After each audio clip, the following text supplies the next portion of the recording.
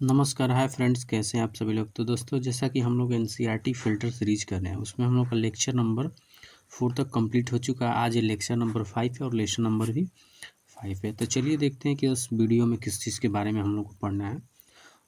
और ये जो सीरीज़ है, ये सीटेट एग्ज़ाम और भी अदर स्टेट एग्ज़ाम के लिए बहुत ही हेल्पफुल है। लेसन क्या है हम लोग का, राज्य, राजा और एक प्राचीन गणराज्य, उसके बारे में हम लोग पढ़ना है। चुनाव का दिन, जब शंकर उठा तो उसने देखा कि उसके नाना नानी वोट डालने जा रहे थे। दरअसल वे चुनाव केंद्र पर सबसे पहले पहुंचना चाहते थे। शंकर जानना चाहता था कि आखिर वे इतने उत्साहित क्यों थे। उसके नाना जी ने उसे जल्दी में समझाने की कोशिश की और कहा, आज हम अपने शासक को चुनने जा रहे हैं। तो उसके नाना जो थे, तो उन्होंने बोला कि आज हम लोग क्या कर रहे हैं, अपने शासक को चुनने जा रहे हैं। तो इसके बारे में हम लोग, कुछ लोग शासक कैसे बने। लगभग 50 वर्षों से हम अपने शासक का चुनाव मतदान के जरिए करते आ रहे हैं, लेकिन बहुत से पहले लोग शासक कैसे बनते थे। करीब 3000 साल पहले कुछ लोग बड़े बड़े यज्ञों को आयोजित कर राजा के रूप में प्रतिष्ठित हो गए। अश्वमेध यज्ञ एक ऐसा ही आयोजन था। इसमें एक घोड़े को राजा के लोगों को देखरेख में स्वतंत्र विचरण के लिए छोड़ दिया जाता था। इस घोड़े को दूसरी जगह राजा ने रोका तो वहां अश्वमेध यज्ञ करने वाले राजा से लड़ाई करनी पड़ी। मतलब कहने का मतलब ये है कि अश्वमेध यज्ञ जो राजा करता था, वो एक घोड़े को छोड़ देता था और वह घोड़ा जिस जिस राज्य में जहाँ तक जाता था, यदि उस राज्य का राजा यदि उसको पकड़ लिया, तो जो राजा अश्वमेध यज्ञ किया है उसके साथ जो घोड़े को राजा पकड़ा उसको युद्ध करना रहता था। यही अश्वमेध यज्ञ की जो नियम था। इसका मतलब यह होता था कि अश्वमेध यज्ञ करने वाला राजा उनसे ज़्यादा शक्तिशाली था।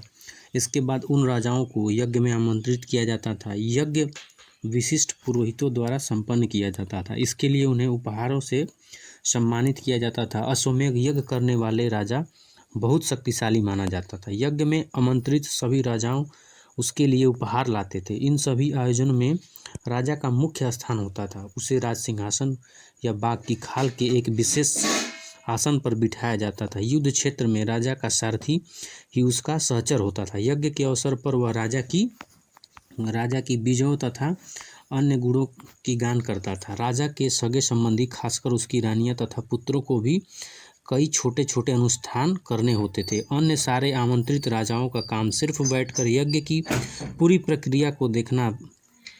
राजा के ऊपर पुरोहित पवित्र जल के छिड़काव के साथ अन्य कई अनुष्ठान करते थे। विष अथवा वैश्य, जिन्हें सामान्य लोग उपहार लाते थे, जिन्होंने पुरोहितों शूद्र मानते थे, उन्होंने कई अनुष्ठानों में शामिल नहीं किया जाता था।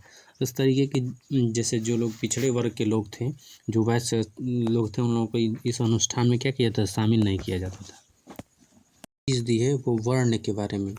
उस समय 4 सामाजिक वर्ग थे: ब्राह्मण, क्षत्रिय, वैश्य एवं शूद्र। ब्राह्मण का काम वेदों का अध्ययन, अध्यापन और यज्ञ करना तथा जिनके लिए उपहार मिलता था। क्षत्रिय का काम युद्ध करना और लोगों की रक्षा करना था। और वैश्य का काम जो था, खेती करना, पशुपालन करना, व्यापार थे। और शूद्र का काम अन्य तीनों वर्गों की सेवा करना। ये जो 4 वर्ण थे उसी के बारे में बताया गया है। नेक्स्ट क्या दिया है कि जनपद। जनपद क्या होते थे, जनपद के बारे में यहाँ पर दिया है। महायज्ञों को करने वाले राजा अब जन के राजा न होकर जनपद के राजा माने जाने लगे। जनपद का शाब्दिक अर्थ जन के बसने की जगह होती है। कुछ महत्वपूर्ण जनपद मानचित्र में दिखाए गए। चित्रित धूसर पात्र, यहाँ पे जो दिया है, चित्रित धूसर पात्र। इस तरह के पात्रों में ज़्यादातर थालियाँ और कटोरियाँ ही मिली हैं। ये पात्र बहुत ही पतली सतह के, सुंदर और चिकने हैं। शायद उसका प्रयोग खास मौके पर महत्वपूर्ण लोगों को भोजन परोसने के लिए किया जाता था। उसके बाद नेक्स्ट दिया है यहाँ पर, यहाँ से देखा जाएगा। पुरातत्वविदों ने इन जनपदों की कई बस्तियों की खुदाई की और दिल्ली में पुराना किला, उत्तर प्रदेश में मेरठ के पास हस्तिनापुर और एटा के पास अतरंजी खेड़ा इनमें प्रमुख हैं। खुदाई से पता चला कि लोग झोपड़ियों में रहते थे और मवेशी तथा अन्य जानवरों को पालते थे। ये चावल, गेहूं, धान, जौ, दालें, गन्ना, तिल जैसी, सरसों जैसी फसलों को क्या करते थे, उगाते थे। नेक्स्ट क्या, लोग मिट्टी के बर्तन भी बनाते थे। इनमें से कुछ धूसर और काला लाल रंग के होते थे। इन पुरास्थलों में कुछ विशेष प्रकार के बर्तन मिले हैं जिन्हें चित्रित धूसर पात्र के रूप में जाना जाता है। जैसे कि इनमें इनके नाम से ही स्पष्ट है, बर्तनों पर चित्रकारी की गई है। ये आमतौर पर सरल रेखाओं तथा ज्यामितीय आकृति के रूप में होते थे। नेक्स्ट जो दिया है महाजनपद के बारे में। महाजनपद क्या होते हैं उसके बारे में, करीब 2500 साल पहले कुछ जनपद अधिक महत्वपूर्ण हो गए, उन्हें महाजनपद कहा जाने लगा। जो जनपद सबसे ज़्यादा महत्वपूर्ण हो जाते थे, जिसमें ज़्यादा जो राजा थे ज़्यादा शक्तिशाली हो जाते थे, तो वो अपने राज्य को क्या बना देते, जनपद को महाजनपद बना देते थे। अधिकतर महाजनपदों की एक राजधानी होती थी। कई राजधानियों में किलेबंदी की गई थी, अर्थात इनके चारों ओर लकड़ी या पत्थर की ऊंची दीवारें बनाई जाती थी। जो महाजनपद थी उसकी एक खास विशेषता है। और नेक्स्ट अगला कह दिया कि ऐसा लगता है कि लोगों ने अन्य राजाओं के आक्रमण के डर से अपनी सुरक्षा के लिए इन किलों का निर्माण करवाते थे। जो राजा थे दूसरे राजाओं के डर से अपने किला का निर्माण करवाते थे, ऊंची ऊंची दीवार को बनवाते थे। कुछ राजा अपनी राजधानियों के चारों ओर विशाल ऊंची और प्रभावशाली दीवार खड़ी कर अपनी समृद्धि और शक्ति का प्रदर्शन भी करते थे। इस तरह से किले के अंदर रहने वाले लोगों और उस क्षेत्र पर नियंत्रण रखना भी सरल हो जाता था। इस तरह की विशाल दीवारें बनाने के लिए व्यापक योजना की आवश्यकता होती थी। लाखों की संख्या में ईंटों तथा पत्थरों का इंतजाम करना पड़ता था। हजारों स्त्री पुरुष तथा बच्चे इसके लिए अथक परिश्रम किया करते थे। इनके लिए संसाधन की आवश्यकता पड़ती होगी। कौशाम्बी किले की दीवार, जैसे यहाँ पे फिगर में जो दिखाया गया है, ये जो फिगर है कौशाम्बी किले की दीवार है। और नेक्स्ट यहाँ पे उसके बारे में बताया गया। यह चित्र आधुनिक उत्तर प्रदेश के इलाहाबाद के पास मिली ईंट की दीवार का अवशेष है। इसका एक भाग का निर्माण संभवतः 2500 साल पहले हुआ था। जो कौशाम्बी की जो दीवार पाई गई ना, उसका जो निर्माण होता 2500 साल पहले हुआ था। नेक्स्ट अगला क्या दिया है कि अब राजा सेना रखने लगे थे। सिपाहियों को नियत वेतन देकर पूरे साल रखा जाता था। कुछ भुगतान संभवतः आहत सिक्के के रूप में होता था। इन सिक्कों के बारे में हम अध्याय 8 में पढ़ेंगे। नेक्स्ट क्या दिया, अगला दिया है कि टैक्स, कर के बारे में कि टैक्स क्या होता था। जो राजा उन लोग होते थे, उन लोगों का टैक्स का जो सिस्टम कैसा था, कर प्रणाली कैसी थी, लोगों से किस तरीके से कर को वसूलते थे। जो शिल्पकार वगैरह पदों के राजा विशाल किले बनवाते थे और बड़ी सेना रखते। जो महाजनपद के राजा थे वो क्या करते थे, विशाल किले बनवाते थे और बड़ी बड़ी सेनाओं रखते थे। इसलिए उन्हें प्रचुर संसाधन की आवश्यकता होती थी। इसके लिए उन्हें कर्मचारियों की भी आवश्यकता होती थी। अतः महाजनपदों के राजा लोगों द्वारा समय समय पर लाए गए उपहार पर निर्भर न रहकर अब नियमित रूप से कर वसूलने लगे। जो राजा लोग थे वो क्या करते थे, लोगों से उपहार के स्वरूप में कर को वसूलते थे, कर लेते थे। और जैसे दिया कि जो राजा थे वो किस किस चीज़ों पे टैक्स को वसूलते थे, किस किस पे लोगों से कर लेते थे। जैसे फसलों पर लगाए गए कर, जो राजा थे वो क्या करते थे, लोग जो फसल उपज करते थे उस पर भी वो लोग टैक्स लगाते थे। कारीगरों के ऊपर लगाए गए कर, जो कारीगर वगैरह थे, कोई चीज़ में कोई वस्तु को आविष्कार करते थे या बनाते थे, उसके ऊपर भी वो लोग टैक्स लेते थे। पशुपालकों के जानवरों या उनके उत्पादों के रूप में कर देना पड़ता था। व्यापारियों को सामान पर कर देना पड़ता। जो बड़े बड़े व्यापारी लोग थे वो लोग भी टैक्स को भरते हैं। तो ये टैक्स सिस्टम आज भी है और ये टैक्स सिस्टम बहुत ही प्राचीन समय से चली आ रही है। आखेटक तथा खाद्य संग्राहकों को जंगल से प्राप्त वस्तुएं देनी होती थी। जो जंगल वगैरह में जो आखेटक या खाद्य संग्राहक लोग रहते थे, वो लोग क्या करते थे, जंगल में जो अच्छी चीज़ें, जो अच्छी वस्तुएं होती थी, वो राजा को ले जाकर टैक्स के रूप में उपहार देते थे। यही जो था प्राचीन समय में टैक्स सिस्टम था। अगला जो दिया है कृषि में परिवर्तन। कृषि में क्या क्या परिवर्तन है उसके बारे में दिया है। इस युग में कृषि के क्षेत्र में दो बड़े परिवर्तन आए। हल के फाल अब लोहे के बनने लगे। जो हल के जो लोग फाल बनाते थे पहले लकड़ी के होते थे, इनमें लोग क्या करने लगे, अब लोहे के लगाने लगे। अब कठोर जमीन को कुल्हाड़ी के फाल की तुलना में लोहे के फाल से आसानी से जोता जा सकता था। इससे फसलों की उपज बढ़ गई। दूसरे लोगों ने धान के पौधे का रोपण शुरू किया, अर्थात खेतों में बीज छिड़कर धान उपजाने के बजाय धान की पौधे तैयार कर उनका रोपण शुरू किया गया। अब पहले की तुलना में बहुत ज़्यादा पौधे जीवित रह जाते थे, इसलिए पैदावार भी ज़्यादा अच्छी होने लगी।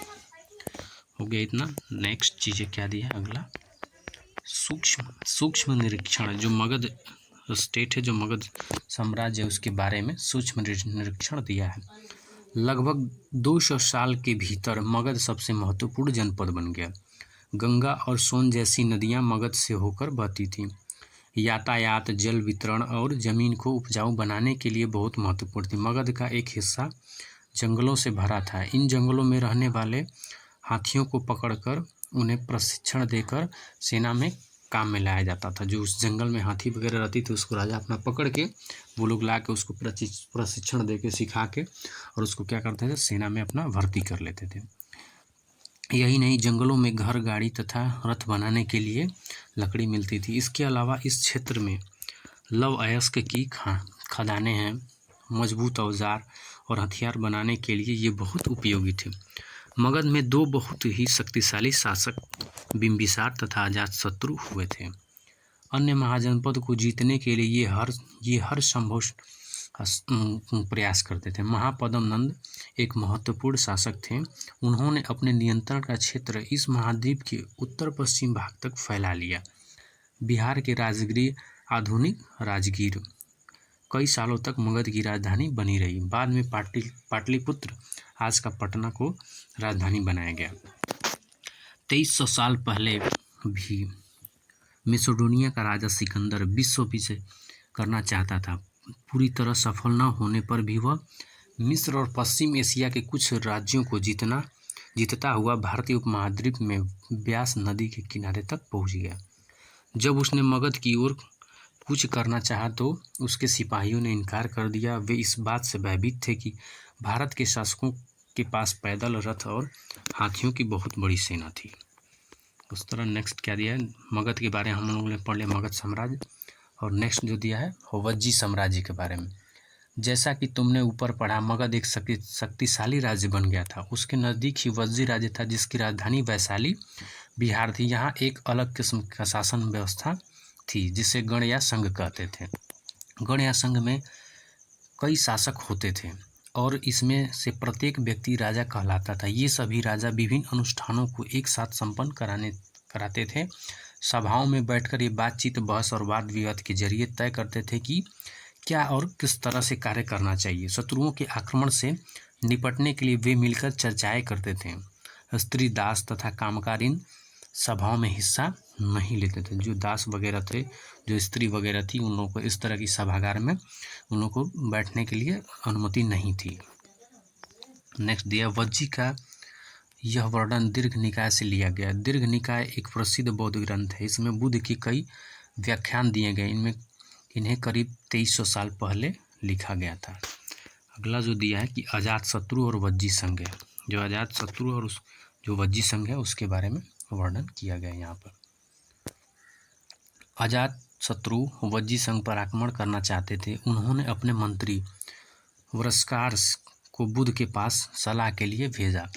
बुद्ध ने उनसे पूछा कि क्या वज्जी सभाएं नियमित रूप से होती हैं तथा उनमें सभी सदस्य उपस्थित होते हैं। जब उन्हें पता चला कि ऐसा होता है, उन्होंने कहा कि वज्जी तब तक उन्नति करेगा जब तक वे पूर्ण और नियमित सभाएं करते रहेंगे। ठीक है, आपस में मिलजुल कर काम करते रहेंगे, पारंपरिक नियमों का पालन करते रहेंगे, बड़ों का सम्मान, सामर्थ्य और उनकी बातों पर ध्यान देते रहेंगे। वज्जी महिलाओं के साथ जोर दबस्ती नहीं करते थे, उन्हें बंधक नहीं बनाते थे।